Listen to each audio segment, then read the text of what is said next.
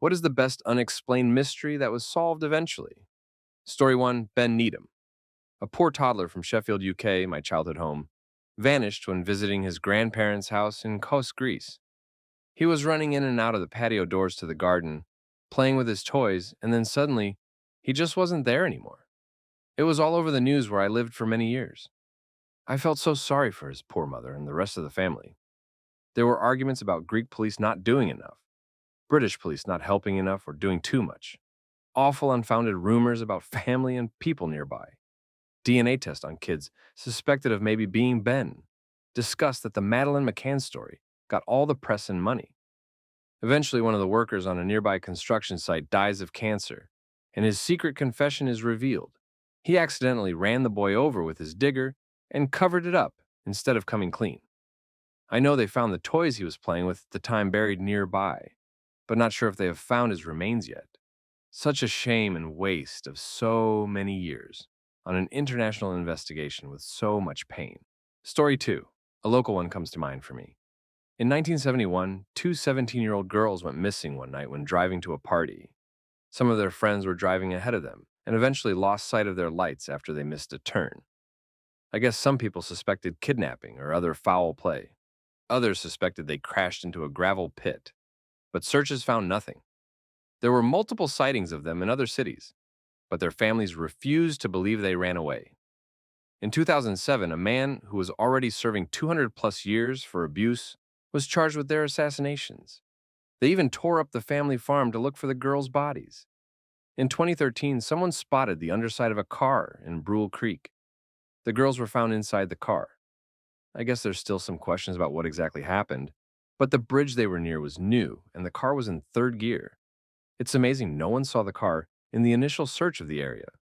It's believed recent floods uncovered it and shifted it so that it was visible. Story 3, an anonymous source who gave a great deal of important information on the Watergate scandal to Washington Post reporters Bob Woodward and Carl Bernstein in 1972. In 2005, his identity was finally revealed. Mark Felt, then the number 2 man in the FBI, and mad at President Nixon for not promoting him to be that agency's head. The burial place of British monarch Richard III, killed in the 1485 Battle of Bosworth Field. The location of his hastily buried remains stayed unknown until 2012 when they were found under a British parking lot. Stardust, a British South America Airlines passenger plane that disappeared in 1947 on a flight from Buenos Aires, Argentina to Santiago, Chile, after sending the famous last message, Stendek. Its fate remained unknown until 1998, when mountain climbers found its wreckage high in the Andes. The most likely explanation for the crash was navigational error. Story 4, what happened to the Titanic? No modern historians knew for sure whether it really split in half and what happened to it as it sank due to conflicting eyewitness reports, and it was largely believed that it did indeed sink in one piece, and there were many lofty ideas about raising the intact wreck. Until 1985, the wreck was discovered in 2 distinct parts, corroborating the reports that it had broken apart as it sank, and revealing how an iceberg caused such catastrophic damage. Story 5, before Malaysia Airlines Flight MH370, there was Air France Flight F447 in 2009, an Airbus A330 flying from Rio de Janeiro to Paris that just disappeared in the middle of the night, in the middle of the Atlantic. Parallels between the 2 flights are eerie. The plane was outside radar contact. People first noticed that there was something wrong when the flight failed to check in with ATC on the other side of the Atlantic. There were no distress calls or any messages that things were wrong, except for a series of messages from the automated diagnostic system, which indicated issues with airspeed readouts and, more ominously, issues with the flight computers disagreeing with each other. Whilst floating wreckage was found at the last known location, the initial search for the wreckage and data recorders was fruitless. Like MH370, with no concrete answers, the flight seemed to pass into myth and fantasy. Modern airliners just do not fall out of the sky in the middle of the ocean, so what happened to it? And could the flaw that doomed that a 330 aircraft be present in others of the same type? Or even worse, present in all modern airliners, and one day reappear to swat another 200 to 400 lives out of the sky?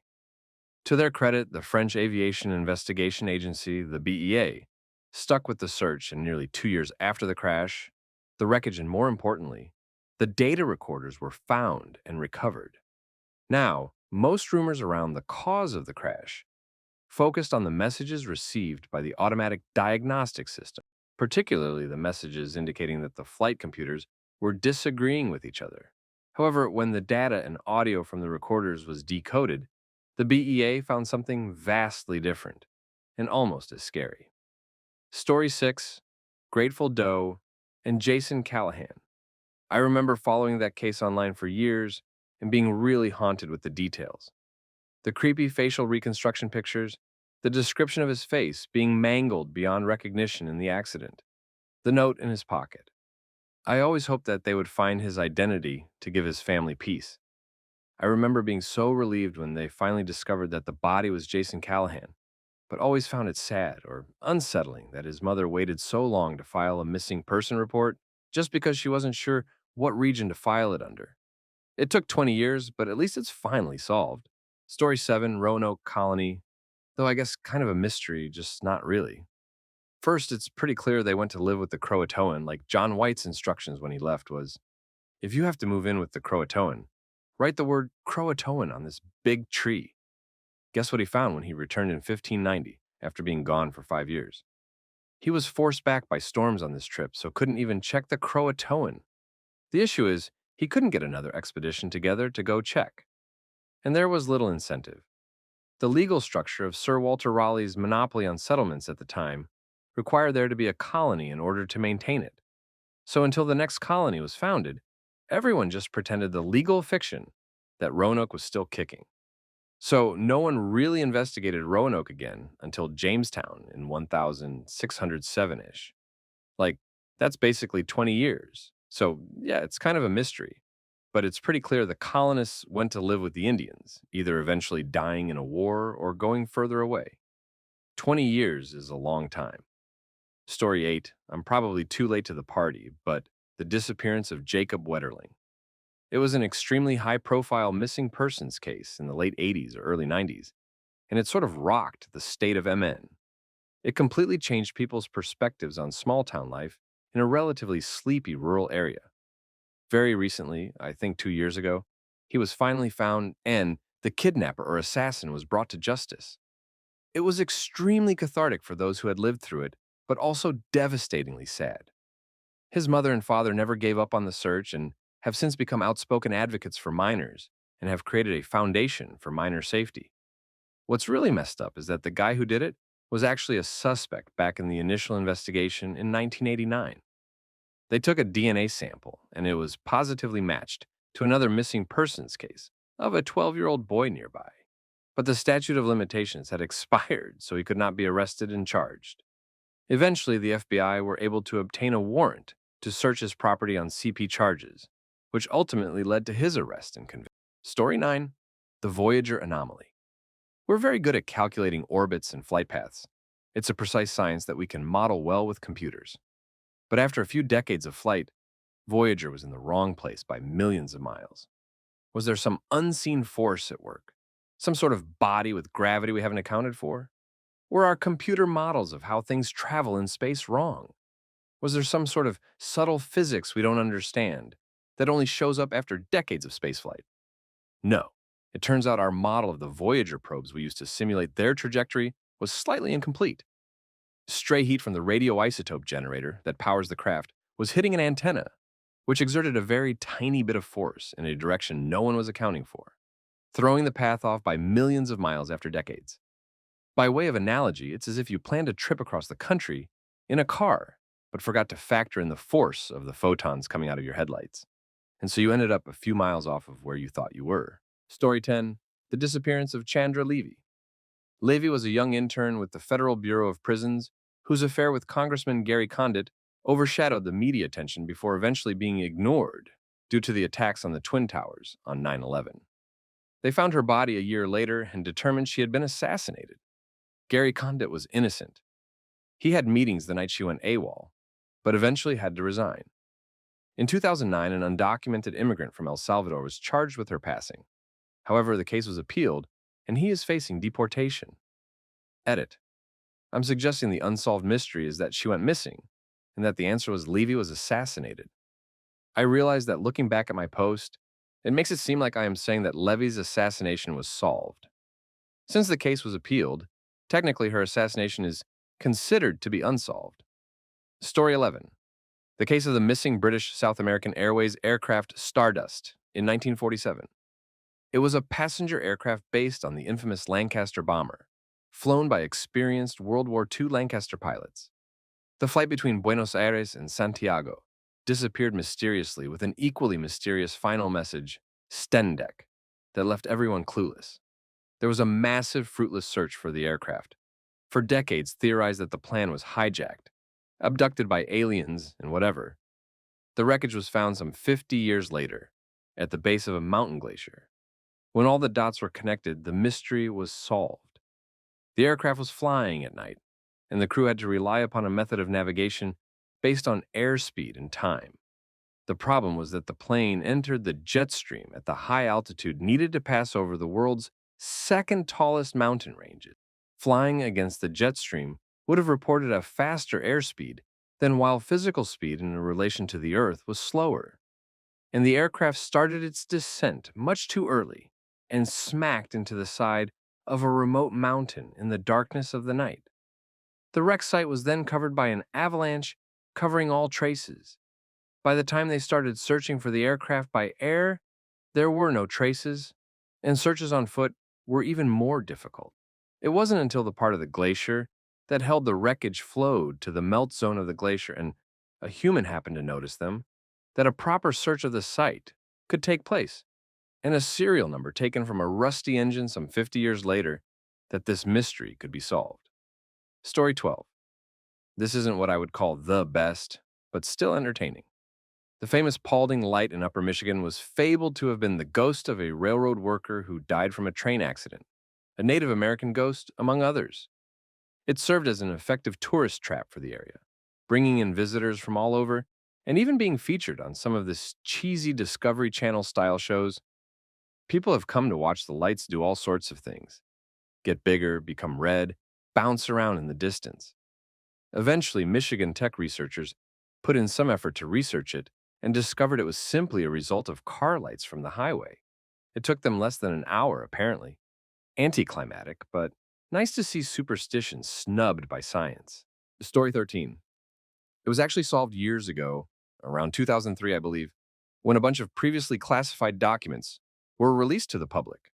Buried in that release were several documents that shed light on the actual events of the Roswell UFO crash. Long story short, research was being done to create communication systems that work in the sound channel of the ocean. This channel exists around 1,000 feet, and at this depth, sound waves cannot penetrate the channel if created outside it, and sound waves created inside it cannot escape. It was theorized that with proper equipment, lossless communication could be sent around the globe. The idea was to create an alert system that downed pilots could deploy, worked similarly to a depth charge that imploded once they entered the sound channel, and listening posts strategically placed on the U.S. coastlines could be used to triangulate the pilot's location based on the sound of the implosion.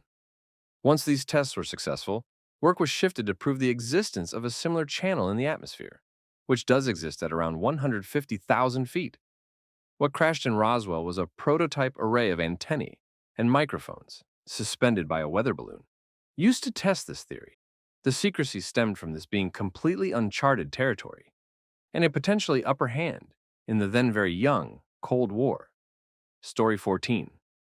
Not really a mystery, aside from where is he buried? But they recently discovered and positively identified the remains of King Richard III. In finding his remains, they confirmed that the rumors of him being a sinister hunchback are true. They were able to prove that he had an extreme case of scoliosis. I think this should be higher up. It's a serious and convoluted mystery that's only over 500 years old. In the final battle of the Wars of the Roses, Richard III's body went missing. We know that he was defeated, but no one had any idea where his body went. History books over the centuries have all had conflicting ideas about what happened to it. Some write he was buried in a graveyard, some write he was set on fire and left. Some write he was carried away by an angry mob and never seen again. I've read all these theories in different books of different ages. It's no small thing to lose the corpse of a king of England. It's not like, oops, we just misplaced it. It's a serious thing to misfile. His death not only heralded the end of a civil war, but it also meant that Henry VII could finally reinstate himself on the throne. It was no small tiff, is what I'm saying. So how the hell did we lose the body for literally hundreds of years? When he was discovered buried under a car park, I thought it was huge news. No one here, I'm from the UK, was really interested in it, which I found surprising. It might be because I loved learning about the reign of Richard III in school and how controversial the propaganda surrounding him was, so the news was ridiculously exciting to me. I was disappointed that aside from a few little news reports and a scuffle over who has the right to his remains, it wasn't really treated as big news over here. Brits, it's only a former King of England we just found. Can you at least put the crumpet down and pretend to be interested for a moment? Anyway, as you mentioned, it confirmed the rumors of him being a sinister hunchback. Well, sort of. Story 15, The Identity of Sharon Marshall. It's a really interesting case, and folks on the Unsolved Mysteries boards have been sleuthing this case for years without gaining much traction. In April 1990, a stunningly beautiful exotic dancer named Sharon Marshall was ended in a mysterious hit-and-run accident. Her husband, a much older man named Franklin Delano Floyd, was considered the prime suspect. Investigators started digging into Marshall's background and found a lot of very interesting things. First, there's no reason why Marshall should have been working as a stripper. She was a top student at her high school and had a full-ride scholarship to Georgia Institute of Technology to study aerospace engineering. For whatever reason, she ditched her plans and began working at a strip club to support her and Floyd. Story 16, The Bloop. The NOAA Events Program has since attributed the sound to that of a large icequake. Numerous icequakes share similar spectrograms with Bloop, as well as the amplitude necessary to spot them despite ranges exceeding 5,000 kilometers. This was found during the tracking of iceberg A53AI as it disintegrated near South Georgia Island in early 2008.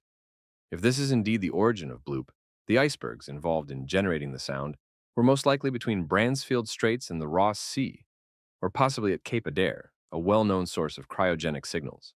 Story 17, The Lost Colony of Roanoke. Most experts believe they moved inland with Native American tribes and married and had children with some of them, which would explain accounts of natives with blue eyes and fair hair. Wrote a paper partially on this in law school. T14, third year, don't ask. Basically, from the literature I could find on the matter, it seems pretty damn certain that they went with the Croatoan. I think that was the tribe. John White, governor who had gone to England to raise funds, had left instructions with the colonists to write out Croatoan on a specific tree if they were forced to withdraw to the Allied Indians because of hostile tribes or whatever famine issue. When he returned, he found Croatoan exactly where he'd instructed the settlers to write it. In his contemporary accounts, he even rejoices knowing the colonists are safe. Unfortunately, on this return voyage, he was only a passenger, and storms forced them off from finding the colonists, and the captain had his main mission to go privateering. White was forced to return to England. On his return, all ships in England were called up for war because of that giant Spanish Armada deal. Story 18, The Fates of the Younger Two Grand Duchesses of Russia, Maria and Anastasia. So as most people know, or maybe not, I don't know, in 1991, the remains of Tsar Nicholas II, his wife Alexandra, 3 of their daughters, and their servants were excavated outside Yekaterinburg. Well, they were short one, Tsarevich Alexei, and 1 Grand Duchess, which made people believe that either she had escaped the massacre of her family or that the Bolsheviks buried her somewhere else. It was often believed that the missing Grand Duchess might have been one of the younger daughters, Maria or Anastasia, though most believe it was Anastasia since the remains found didn't match up to one belonging to a 5'2" 17-year-old girl. It also didn't help that there were rumors going around for several decades that Anastasia may have been survived, though the most famous pretenders, Anna Anderson, claims were ultimately proved false thanks to DNA testing done in the 80s. It wasn't until 2007 that the remains of a teenage boy and an older girl were discovered in the same area where the rest of the Russian royal family was found. Upon further testing, it was determined that The remains that were recently found were indeed that of Alexei and the missing Grand Duchess, thereby proving that those myths about how Anastasia survived the family massacre at Yekaterinburg were just that. Story 19, most people don't know this, but there's actually a sort of Japanese Bermuda Triangle called the Devil's Sea. It stretches across that sea south of Tokyo, across most of that area, and there have been theories about it for a long time. There have been multiple ship disappearances, and the legends go back hundreds of years. In recent years, many theories about it, and the Bermudan Triangle, have been refuted. Many of the shipwrecks were just caused by undersea volcanoes, and many weren't even in the triangle. And furthermore, I say Iceland is the best land. Story 20, it was actually 11 years ago, but the identity of the high-ranking U.S. official who fully exposed Richard Nixon as responsible for Watergate. It ended up being Mark Felt, who was the assistant director of the FBI in the 70s. It was kept secret for 30 years, but there was speculation that it was him from the start. He was in his 90s when he came forward, and he admitted it to potentially capitalize on book and movie deals before his death so that his family could have the money. Story 21, the Bloop. For years, science was baffled, not having a good explanation. Some suppose it may be an as of yet undiscovered creature, but the magnitude of the sound itself was such that if it were produced by an animal, it would be larger than even a blue whale by a wide margin. A few years back, we recorded the sound again, along with solid seismological data. Turns out the famous bloop was the sound of a large piece of the Antarctic ice shelf cracking and falling into the ocean. Oh, this makes me happy to hear that it was just ice. I heard a while ago that they thought it was some kind of whale who was trying to communicate but was at a different frequency than other whales who could not hear them. It always made me sad to think of this lonely whale trying to find others like them, but never found them. Story 22, Lorie Erica Ruff. This guy in Texas married a woman he met in Bible study, had a child with her, and then she started showing signs of mental illness. They divorced and she takes her life in 2010. She left a note that was incomprehensible and full of random phrases and references. When her ex was going through her stuff, he found a birth certificate with the name Becky Sue Turner on it, who was a 2-year-old girl who died in a house fire in WA in the 70s. Lorie had stolen Becky's identity and used it to get her name changed to Lorie Erica Kennedy. There were no clues whatsoever as to who she was before she acquired the false identity, and her backstory remained a mystery for years. A few years later, she was identified by matching her daughter's DNA to a distant relative in Pennsylvania. It turns out Lorie's real name was Kimberly McLean, and she'd left her home in PA in 1986 as she didn't get along with her mom and stepdad. I was really fascinated with this one when it was still unsolved, and I found the actual answer a bit anticlimactic. It was clear from everything she'd left that something was wrong with her, and it really gave me the creeps. Story 23, those flying rods in the background of cave diving videos. People in the 80s and 90s would go cave diving or skydiving and film it, and in the background would be all these foot-long, flappy, rod-shaped creatures that no one would see until they were caught on film. People thought they were interdimensional creatures that would slip into our dimension occasionally. Some studied the shape of these things in wind turbines to understand how they fly. I think there was even a hieroglyph found of the creature from ancient Egypt. It turns out the frame rate of the crappy handheld cameras from that day made birds and bugs get caught in multiple frames at the same time, and so they looked like long rods with wings.